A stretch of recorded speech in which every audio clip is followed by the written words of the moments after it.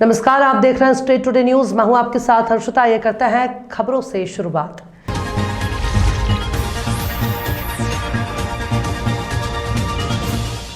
श्री गुरु गोविंद सिंह जी के 4 साहिबजादे की शहीदी को समर्पित महान नगर कीर्तन गुना जिला के शारोडा पहुंचा। यहां पर विश्व हिंदू परिषद ने भव्य स्वागत किया। इसके बाद ग्राम पगारा के गुरुद्वारा में दीवान सजा और कथावाचकों ने शहीदों पर संगीतमय कथा का वाचन किया। संगत ने भारी संख्या में हिस्सेदारी निभाई। गुरुद्वारा के प्रबंधक बाबा बलदेव सिंह ने महानगर कीर्तन के संयोजक बाबा तेग सिंह का सम्मान किया। कथक पार्टी के शस्त्रों का प्रदर्शन किया। संगत ने पवित्र निशानियों के दर्शन किए। अटूट लंगर में प्रसादी ग्रहण की। यहां से गुना के कैंट गुरुद्वारा सिंह सभा गुरुद्वारा होते हुए गुरुद्वारा दल बाबा बिंदी चंद पहुंची और यहां भी भव्य स्वागत हुआ। इसके बाद गुरुद्वारा फतेहगढ़ रंगपुरा कुडकी होते हुए आज शाम को बंदा गुरुद्वारा पहुंचेगी, जहां पर दीवान सजेगा, कथावाचन होगा, महापुरुषों के प्रवचन होंगे, पवित्र निशानियों के दर्शन होंगे। आज भी गांव गांव में भव्य स्वागत हुआ। अशोकनगर में भव्य कीर्तन निकाला। हजारों नागरिकों ने अभूतपूर्व स्वागत किया।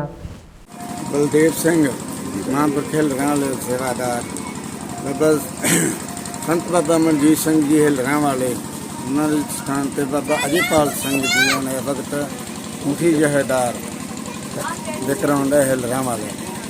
अभी संगत जो आ रही है, महानगर कीर्तन आ रहा है, आपको गुरुद्वारे में कैसा लग रहा है, कैसा महसूस हो रहा है? बहुत सोहना हो रहा है। परमेश्वर की कृपा है, गुरु नानक साहब की महाराज की आ, संतां महापुरखां की कृपा आ। असीं तो इन्ने जोगे नहीं जिन्हां दी उन्हां दी मर्यादा दे नाल संतां भी सानूं नमस्कार कर रहीआं। असीं तो साध संगत दे चरण धोते हां।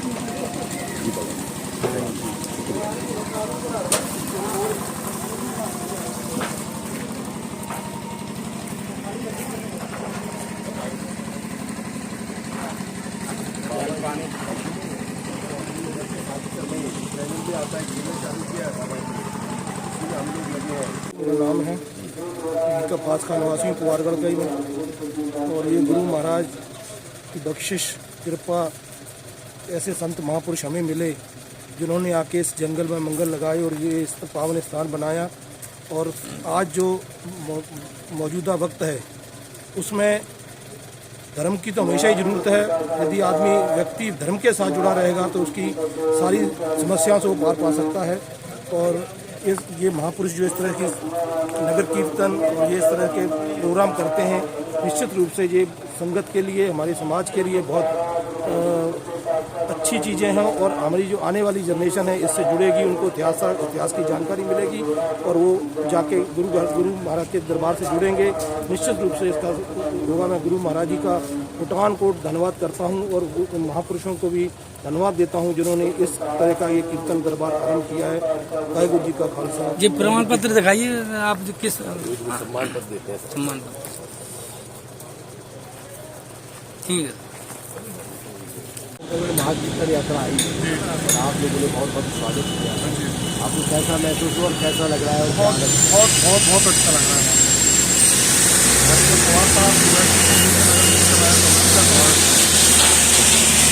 आनंद आ रहा है बहुत ही। ठीक है, चलिए आप बोलना भी चाहते थे, अरे आप बस मैं ज़्यादा कुछ जानता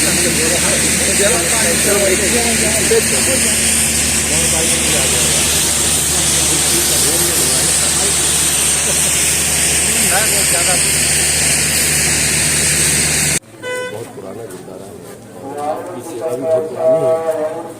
बताइए उस गुरुद्वारे के विषय में बताइए। ये गुरुद्वारा पंज प्यारों के मुखी भाई दया सिंह जी के उनकी संस्था से ये गुरुद्वारा है।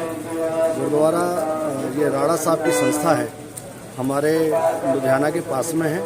संत बाबा ईश्वर सिंह जी, उनके बाद संत बाबा वरयाम सिंह जी और उनके उपरांत संत बाबा गुरदीप सिंह जी। अभी वर्तमान में हमारे संत बाबा सतनाम सिंह जी जो यहाँ की सेवा निभा रहे हैं। और यहाँ पर लगभग 20 वर्ष से अधिक हो चुके हैं इस गुरुद्वारे को। और इस इलाके में जब गुरु महाराज जी नहीं आए थे उस समय सिख समाज की स्थिति ये थी कि लगभग 95% लोग ऐसे थे मांस मदिरा में लिप्त थे। जब से वो महाराज जी यहाँ आए तो उन्होंने इन कुरीतियों से सिख समाज को दूर किया और अमृत पान कराकर यहाँ पर हजारों की तादाद में सिखों को उन्होंने अमृत छकाकर सिख बनाया। जो आज हम लोग ये कतार और ये दाढ़ी वगैरह जो आज हमारी दिख रही है, सिर्फ वो गुरु महाराज की देन है। आज अगर वो यहाँ नहीं होते तो हम भी पता नहीं आज नशे पत्ते में पता नहीं कहाँ होते। यहाँ की स्थिति बहुत ही दयनीय थी। हम उन गुरु महाराज जी को बार बार नमन करते हैं, उन्होंने जिन्होंने हमको ये सही मार्ग दिखाया। और उनका आज एक उत्तर प्रदेश में भी 4 गुरुद्वारे हैं। वहाँ पर एक खूबिया नंगल बिलासपुर में जो जिला रामपुर में पड़ता है, वहाँ पर बड़ा स्थान है। 1 तारीख को वहाँ पर हर महीने की 1 तारीख को सत्संग होता है और यहाँ पर हर महीने की 5 तारीख को सत्संग होता है और काफ़ी तादाद में यहाँ संगत आती है। उनका मकसद एक ही है कि जो लोग नशे पत्ते और गलत आदतों में पड़े हैं उनको सीधे रास्ते पर लाना। जो भी लोग इधर मतलब भटके हुए हैं उनको सीधे रास्ते पे लाना, ये हमारे गुरु महाराज का। बाबा जी आप ये बताइए कि जो महान जो कीर्तन आया है, यात्रा चल रही है, इसमें आपने कौन कौन सी सेवा दी है इस यात्रा के लिए? ये यात्रा जो है ये हमारे गुरु महाराज के 4 साहिबजादे उनकी शहीदी को समर्पित है। उनसे हमको सभी को प्रेरणा लेना चाहिए कि गुरु गोविंद सिंह जी महाराज ने हमारे लिए सिख धर्म के अलावा भी उन्होंने मानवता की रक्षा के लिए और जुल्म को समाप्त करने के लिए, उनका ये नहीं था कि हमारा या मुसलमानों से कोई दुश्मनी या किसी से, जो भी जुल्म करते थे उनका नाश करने के लिए गुरु महाराज जी ने हमारे जो पंथ खालसा की स्थापना की थी। और जो 4 साहिबजादे हैं उन्होंने हिंदू धर्म की रक्षा के लिए अपना सब कुछ न्यौछावर किया। 2 साहिबजादे वहाँ पर जंग में शहीद हो गए और 2 साहिबजादे हमारे सरहंद साहब में न्यू में चुने गए। उनका यहाँ जो यात्रा के दौरान यहाँ पर जो आपने सेवाएं की है उसके विषय में थोड़ा सा बताइए। यहाँ पर जो सब संगत आई हम उनको नमन करते हैं। हमसे जो भी सेवा हो सके इस संस्था के माध्यम से, हमारा गुरुद्वारा प्रबंधक कमेटी जो अशोकनगर में गुरु सिंह सभा अशोकनगर और हम लोगों ने सभी यहाँ की जिले की संगत ने मिलकर सेवा की है। हम अपने आप को सौभाग्यशाली मानते हैं और बाबा जी तेगा सिंह जी जिन्होंने ये नगर कीर्तन लेके आए हैं उनको हम बारंबार नमन करते हैं। जो कि जो गुरु महाराज जी के शस्त्र हैं, वस्त्र हैं, जिनके हम दर्शन करने के लिए मतलब ललायत रहते हैं, हमको पंजाब तक जाना पड़ता है। आज वो उन शस्त्रों को और वस्त्रों को लेकर यहाँ पर आए हैं। हम बाबा जी तेगा सिंह जी, संत बाबा कोला सिंह जी और इनकी जो संस्था सरहाली साहब संत बाबा तारा सिंह जी को बारंबार नमन करते हैं। उन्होंने जो एक उपराला किया, यहाँ तक प्रयास किया यहाँ की संगत को जोड़ने के लिए और इस यात्रा के माध्यम से इस जो हमारे शस्त्र वस्त्र और सीधे मार्ग पर लाने के लिए उन्होंने प्रयास किए। धन्यवाद, थैंक यू। उज्जैन आए कवि डॉक्टर कुमार विश्वास ने राष्ट्रीय स्वयंसेवक संघ को अनपढ़ और वामपंथियों को कुपड़ कहा। वाक्य कालिदास अकादमी परिसर में विक्रम उत्सव के तहत आयोजित रामकथा का है। इसमें कुमार विश्वास ने बजट पर बात करते करते संघ और वामपंथियों पर ये बात कही। उनकी बात सुनकर सभा में मौजूद लोग हंस दिए और तालियां बजवाई। इस दौरान प्रदेश के उच्च शिक्षा मंत्री डॉक्टर मोहन यादव, सांसद अनिल फिरोजिया, विधायक पारस जैन सहित महापौर मुकेश टटवाल कथा सुन रहे थे। विक्रमोत्सव कार्यक्रम के अंतर्गत 21 से 23 फरवरी तक 3 दिवसीय रामकथा का आयोजन किया गया है। कथा सुनाने के लिए मंगलवार को कवि कुमार विश्वास आए। उनको सुनने के लिए रात 8 बजे बड़ी संख्या में लोग पहुंचे। कुमार विश्वास का वीडियो वायरल होने के बाद अब बयान पर बवाल मच गया है।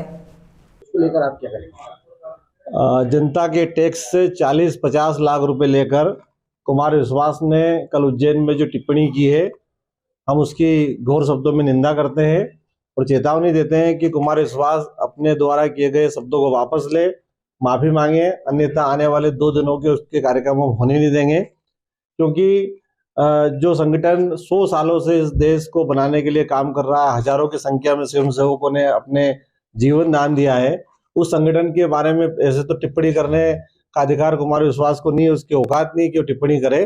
किंतु फिर भी उसने जो टिप्पणी की है वो घोर निंदनीय है। उसी संगठन का एक स्वयंसेवक प्रधानमंत्री नरेंद्र मोदी जी के रूप में पूरे विश्व के अंदर भारत का मान बढ़ा रहा है। उज्जैन की बात करें तो राजा वो महाकाल संघ का एक स्वयंसेवक गोवा में जाकर अपने प्राणों की आहुति देते हैं। श्रीधर विष्णु वाकड़कर, जिन्होंने पुरातत्व के क्षेत्र में तब की प्रधानमंत्री श्रीमती इंदिरा गांधी ने पद्मश्री से नवाजा था, वो उस संगठन के रहे। संघ के जो प्रथम सरसंघचालक है माननीय हेडगेवार जी, वो उस समय के एमबीबीएस है, जब देश के अंदर बहुत कम एमबीबीएस हुआ करते थे। वर्तमान के जो हमारे सरसंघचालक जी है वो डॉक्टर है। ऐसे हजारों की संख्या में स्वयंसेवक इस देश को मिले हैं। तो कुमार विश्वास की टिप्पणी बेहद ही खतरनाक है और जिसकी हम निंदा करते हैं। और कुमार विश्वास पूर्णतः व्यवसायिक रूप से काम करने वाला कवि है। 2015 के पहले राम जी के ऊपर उनकी एक कविता नहीं थी, किंतु बाद में जब राम मंदिर का निर्माण हुआ, पूरे विश्व में हिंदुत्व का फैलाव हुआ, तब उन्होंने अपनी प्रिय पात्र प्रेयसी को छोड़कर भगवान राम जी को पकड़ लिया है और व्यवसायिक मानसिकता को लेकर उनके द्वारा ये काम किया जा रहा है। 2 दिन और कार्यक्रम है उनके आने वाले। हाँ, निश्चित रूप से कुमार विश्वास राम कथा करे, हम उसका समर्थन करेंगे। कुमार विश्वास राम जी के बारे में बोले, समर्थन करेंगे। तो इस आड़ में यदि वो उल जलूल टिप्पणी करेगा तो हम उसको बर्दाश्त नहीं करेंगे। ये 3 दिवसीय कार्यक्रम के 2 दिन अभी शेष बचे हैं। हमने उनको चेतावनी दी है कि आप, हिंदू समाज ने उज्जैन की चेतावनी दी है कि वो अपनी टिप्पणी वापस ले, माफी मांगे, अन्यथा हम कार्यक्रम नहीं होने देंगे। कुमार विश्वास का वीडियो वायरल होने के बाद अब बवाल मच गया। खास बात तो यह है कि ये कार्यक्रम प्रदेश के संस्कृति मंत्रालय द्वारा आयोजित किया गया है। कार्यक्रम के मुख्य सूत्रधार उच्च शिक्षा मंत्री डॉक्टर मोहन यादव है। यहाँ भाजपा के कद्दावर नेता और पूर्व निगम सभापति ने कार्यक्रम नहीं होने देने की चेतावनी दी है। इसके साथ ही शहीद पार्क आयोजन के लगे एक पोस्टर पर कालिक पोती गई है। ये कालिक कुमार विश्वास के फोटो पर पोती गई है। कुमार विश्वास ने काम ही ऐसा किया है। विगत 100 सालों से इस देश के लिए अपना जीवन अर्पण करने वाले हजारों लाखों स्वयं सेवा का निर्माण करने वाली संस्था के बारे में कल जो अनर्गल टिप्पणी कुमार विश्वास द्वारा की गई है, अभी पूरे उज्जैन शहर में इस टिप्पणी को लेकर घोर विरोध है। कुमार विश्वास के मुंह पर कालिक पोतने का काम किया गया, उसके पोस्टर फाड़े जा रहे हैं जगह जगह पर, और ये चेतावनी दी जा रही है कि कुमार विश्वास अपने कही गई बातों का खंडन करे, माफ़ी मांगे, अन्यथा शाम को जो उसका कार्यक्रम प्रस्तावित है या कल कार्यक्रम प्रस्तावित है उस कार्यक्रम को हम होने नहीं देंगे। वहाँ यदि कार्यक्रम में आने का प्रयास करेंगे तो मुंह काला करने का काम करेंगे, काले झंडे दिखाने का काम करेंगे। उस कार्यक्रम को हम होने नहीं देंगे, क्योंकि उनकी जो टिप्पणी है वो घोर आपत्तिजनक है। और 2015 के पहले कुमार विश्वास राम जी का नाम तक नहीं लेता था, किंतु व्यवसायिक मानसिकता से जब भगवान श्री राम का विश्व के अंदर नाम हुआ, राम मंदिर का निर्माण होने लगा और भगवान राम के प्रति लोगों की आस्था बढ़ी, तब उन्होंने अपनी प्रियतम प्रेयसी की जगह भगवान श्री राम पर बोलना शुरू करा। भगवान राम पर बोले, अच्छी बात है, राम कथा भी कहे, वो भी बहुत अच्छी बात है, किंतु उसकी आड़ में यदि अनर्गल टिप्पणी करेंगे तो हिंदू समाज उसको बर्दाश्त नहीं करेगा। ये संगठन जिसके बारे में उसने बोला है, उसके ही स्वयं सेवक देश के प्रधानमंत्री श्री नरेंद्र मोदी जी पूरे विश्व में भारत का झंडा ऊंचा किए हुए हैं। उज्जैन की यदि बात करें तो उज्जैन के स्वयं सेवक राजा वो महाकाल ने अपनी पढ़ाई के बाद अपना जीवन गोवा मुक्ति आंदोलन के अंदर प्राणों की आहुति देकर दिया है।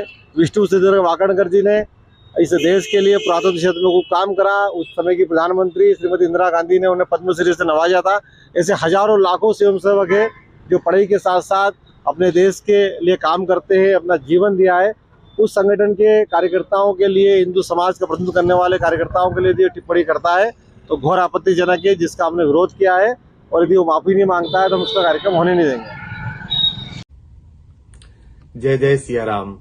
कल क्षिप्रा के तट पर उज्जैनी में बहुत खराब स्वास्थ्य और बुखार के बावजूद, आज भी ये बुखार है, लेकिन महाकाल बाबा ने कृपा की तो 2 घंटे से अधिक समय में राम कथा और उसकी प्रासंगिकता पर बोल सका।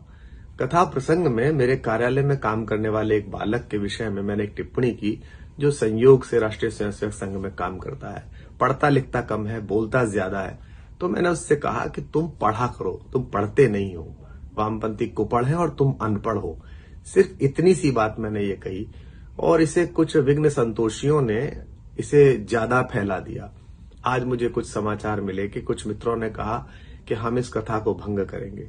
तो भाई आप ध्यान रखिएगा कि राम की कथा कौन भंग करते हैं, ये भी ध्यान रखिएगा।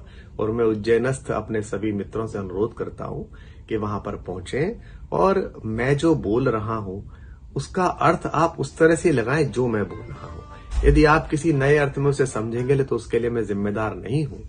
तदुपरांत आपकी इस सामान्य बुद्धि में अगर ये प्रसंग किसी और तरीके से चला गया है तो उसके लिए मुझे माफ करें, क्षमा करें। 2-2.5 घंटे में जो उत्सव धर्मी हो, जो अच्छा हो, जो मर्यादा पुरुषोत्तम भगवान राम की कथा से नवनीत निकल सकता हो, उसे लेने की कोशिश करिए। और आज प्रार्थना में बैठते समय भगवान से प्रार्थना करूंगा कि जिन्होंने भी ये विघ्न संतोष पैदा किया है, ईश्वर उनकी बुद्धि को भी मलिनता से दूर करे, भगवान से जोड़े, मर्यादा पुरुषोत्तम राम से जोड़े। मैं पुनः स्पष्ट करूं, मैं एक कथन मेरे कार्यालय में रहने वाले एक व्यक्ति के बारे में था, एक बालक के बारे में था, और ऐसी बात तो मेरे पिता भी मुझसे कहते हैं, बड़े मूर्ख हो तुम, जो स्वयं आप जानते ही हैं, सभी लोग जानते हैं कि संघ के बड़े पदाधिकारी हैं, मेरे भाई भी। ऐसी बातें तो सभी बोलते हैं, लेकिन मैंने उस लड़के से बोला क्योंकि आयु में बहुत छोटा बच्चा है, इसलिए बोल दिया और वो आपको अपना मान के मैंने वहां सूचित कर दिया। तो अब आप आइएगा और सुनिएगा। आज शंकर के राम पर, इन दो विभूतियों के संयोजन पर कुछ कहने का बड़ा मन है। ऐसा मन दीजिए कि अच्छे से बोल पाऊं, गला भी ठीक हो पाए, बुखार भी उतर पाए। महाकाल बाबा कृपा करे और राघवेंद्र सरकार राम आप सबका कल्याण करे। जय सिया राम। उदयपुरा विधानसभा की बरेली तहसील क्षेत्र के अंतर्गत आने वाली उदयगिरी पंचायत में शासन द्वारा 1 करोड़ से अधिक लागत का माध्यमिक विद्यालय बनाया, जिसे पेटी कॉन्ट्रैक्टर कविंद्र रघुवंशी ने पीआईयू विभाग के अधिकारियों और इंजीनियरों की मिलीभगत के चलते 1 करोड़ की लागत से उदयगिरी स्कूल भवन का घटिया निर्माण कार्य किया। नतीजतन 2 वर्ष भी पूरे नहीं हुए और 1 करोड़ का भवन खंडर में तब्दील होने जा रहा है। वहीं पेटी कॉन्ट्रैक्टर ठेकेदार रघुवंशी के द्वारा दीवारों में आई दरारों को पिछले ही महीने रिपेयरिंग। अब सवाल उठता है कि इस विकास यात्रा में ये भ्रष्टाचार की जांच होगी, ये भी भ्रष्टाचार में सहभागिता निभाते नजर आएंगे। पीडब्ल्यूडी विभाग के द्वारा शासकीय उच्चतर माध्यमिक विद्यालय उदयगिरी स्कूल भवन का ठेका 1 करोड़ का कविंद्र रघुवंशी ठेकेदार को दिया गया, लेकिन अधिकारियों और ठेकेदार की हमजोली के चलते बच्चों को शिक्षित होने से पहले ही यह स्कूल दम तोड़ रहा है। 23 मार्च को मध्य प्रदेश के मुखिया और मंत्रियों ने इसका वर्चुअल उदाहरण दिया। इस नेताओं और मुख्यमंत्रियों ने कभी स्कूल नहीं देखा और उद्घाटन के पत्थर में इनके नाम चमक रहे हैं, जो ये दर्शाता है कि इन्हें भी भरपूर नजराना मिला होगा। क्या नाम है आपका? और आपके ग्राम में जो स्कूल भवन बना है 1 करोड़ की लागत से, आज उसकी स्थिति बहुत जर्जर है। आपके द्वारा कहीं शिकायत की थी क्या इसका? नहीं, मेरे द्वारा शिकायत नहीं की थी, लेकिन शिकायत मैंने वो जो भूमि पूजन हुआ था उस जगह से हट के मिडिल स्कूल के पास एक बिल्डिंग बनाई है नीचे में, मतलब। तो क्या स्थिति क्या है बिल्डिंग इसमें? जो ठेकेदार है रघुवंशी ठेकेदार बरेली के हैं, पेटी कॉन्ट्रैक्ट पे, उन्होंने खुले रूप से उसमें भ्रष्टाचार किया है। जो राशि 1 करोड़ थी उसमें 20-25 लाख से ज़्यादा की राशि उपयोग में नहीं ली गई है। पूरा भ्रष्टाचार है। 2 वर्ष में इसकी दीवारें खिसल रही हैं, तो क्या होगा आगे चलकर उस बिल्डिंग का? नहीं, वो तो उसका भविष्य अंधकार में है। वो 4-5 साल में बिल्डिंग धराशायी हो जाएगी। क्या नाम है बेटा आपका? सर, मेरा नाम रेखा पाल है। कौन सी क्लास में पढ़ती हो? सर, मैं 10th क्लास में पढ़ती हूँ। आप ये नए भवन में आई थी यहाँ पर, तो ये क्या स्थिति थी इसकी? सर, मुझे 2 साल हो गए हैं यहाँ पे। हमें यहाँ पे दीवारों में दरारें दिखाई दी। जी सर। इसकी रिपेयरिंग हुई है, देखा है? जी सर। जी सर। सर, क्या नाम है आपका और कौन सी स्कूल में पढ़ते हैं आप? मैं नंदरा मेहरवाल, उच्च माध्यमिक शिक्षक, प्रभारी प्राचार्य, शासकीय उच्चतर माध्यमिक विद्यालय उदयगिरी। अच्छा, आपके जो उदयगिरी में ये स्कूल भवन बना है, लगभग इसको कितने वर्ष हुए? 2 वर्ष हो गए। इसकी क्या स्थिति देखी जा रही है? अब फिलहाल में देखा जाए तो इसमें 2-3 महीने पहले दरारें आ गई दीवारों में, उनको भरवा दी गई हैं ठेकेदार द्वारा। और 1-2 कमरों में थोड़े पिचिंग होना है, अभी वो बैठक ले गए 2 कमरे। ये ठेका किसका था और कितने का था? ये श्री कविंद्र रघुवंशी बरेली। हाँ, 1 करोड़ का। लगभग कितनी मंजिल बनना था इसकी? 2 मंजिल बना है। 1 करोड़ की लागत। 1 करोड़। तो ये 2 वर्ष हो गए, इसकी दरारें आ गई हैं, इसकी शिकायत की थी आपने? हाँ, शिकायत की थी, पीआईयू वालों से शिकायत की थी, ठेकेदार से भी शिकायत की थी। उसके बाद उन्होंने दरारें भरवाई। दरारें भरने के बाद अभी क्या हालत देखी जा रही है? अभी फिलहाल में तो ठीक है, 2 कमरों में क्या है, अभी पिचिंग होना है, जो बैठक ले ली है। अभी 2-3 महीने पहले एक इंजीनियर भी आए थे PIU से, तो उनको भी बताया, उन्होंने भी कमरों को देखा और फोटो वगैरह भी ले गए। ये लगभग 2 साल में ये भवन की स्थिति जर्जर हो गई है, तो ये कब तक इसमें रहने की संभावना देखी जा रही है? नहीं, अब जो स्थिति है वो दिख रही है, अब अपन उसमें क्या कह सकते हैं। बाकी विभाग के अंडर में, ये PIU के अंडर में जो बड़े बड़े ठेके लेते हैं, ठेके देते हैं, उनके अंडर में इंजीनियर भी रहते हैं, बार बार आते हैं, देखते हैं। उसके बाद भी ये धराशायी होने वाले हैं। अब अपन क्या कह सकते हैं, जैसा दरारत भवन में पड़ गई है, तो क्या हो सकता है ऐसे? नहीं, अपन उसके विषय में क्या कह सकते हैं। अब जो फिलहाल में स्थिति उन्हें ठीक कर दी है ठेकेदार ने। जावरा के नयापुरा में समस्त चंद्रवंशी समाज द्वारा श्रीमद् भागवत कथा का आयोजन नयापुरा में रखा गया। इस आयोजन का मेन उद्देश्य था कि बेटी पढ़ाओ बेटी बचाओ और नशा मुक्ति अभियान को लेकर 13 गांव के लोगों को भागवत कथा के दौरान गुरुजी द्वारा समझाइश दी गई। वहीं चंद्रवंशी समाज द्वारा भागवत कथा के समापन के दौरान 13 गांव के श्रद्धालु डीजे पर झूमते हुए नजर आए।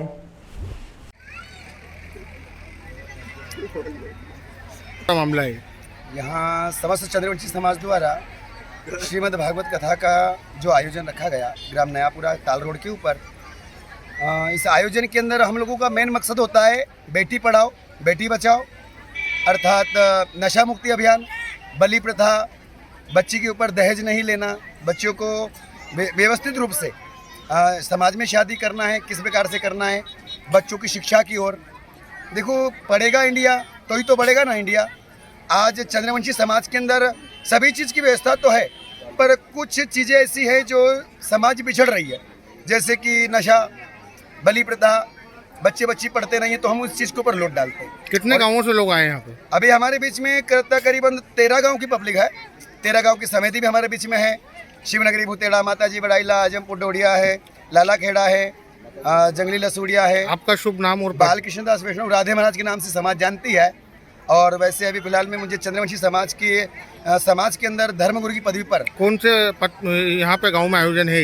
ये नयापुरा ताल रोड, और काफ़ी अच्छा सहयोग यहाँ का मिला है और सारी समस्त चंद्रवंशी समाज सपोर्ट के ऊपर भी है। और सारा आयोजन अर्थात आज जो नयापुरा के अंदर जो भागवत हुई है, यहाँ पे जितने लोग रह रहे हैं, नयापुरा के अंदर जितनी समाज निवास कर रही है, इस्लाम समाज भी है, चौधरी समाज भी है, चंद्रवंशी समाज में तकरीबन सभी का सहयोग यहाँ रहा है। और इन्हीं की कृपा से इस कार्यक्रम को आज सुचारू रूप से समापन की ओर ले जाया जा रहा है। आज ग्राम करंजखेड़ा में विकास यात्रा के दौरान स्कूल की एक बालिका ने लाडली लक्ष्मी योजना के लिए मुख्यमंत्री शिवराज सिंह चौहान जी का आभार व्यक्त किया। बालिका ने बताया कि उसे लाडली लक्ष्मी योजना के तहत पढ़ाई के लिए राशि उपलब्ध कराई जा रही है, जिससे सभी छात्राओं को आगे की पढ़ाई के लिए प्रेरणा मिलती है। इसके अलावा बालिका प्रियांशी चंद्रवंशी ने विधायक सुदेश राय जी का धन्यवाद करते हुए कहा कि अब पक्की सड़कें बनने से अब उन्हें स्कूल जाने में होने वाली परेशानियों से निजात मिलेगी। मैं प्रियांशी चंद्रवंशी, पिताजी का नाम राजेंद्र चंद्रवंशी, क्लास 11 में हूँ।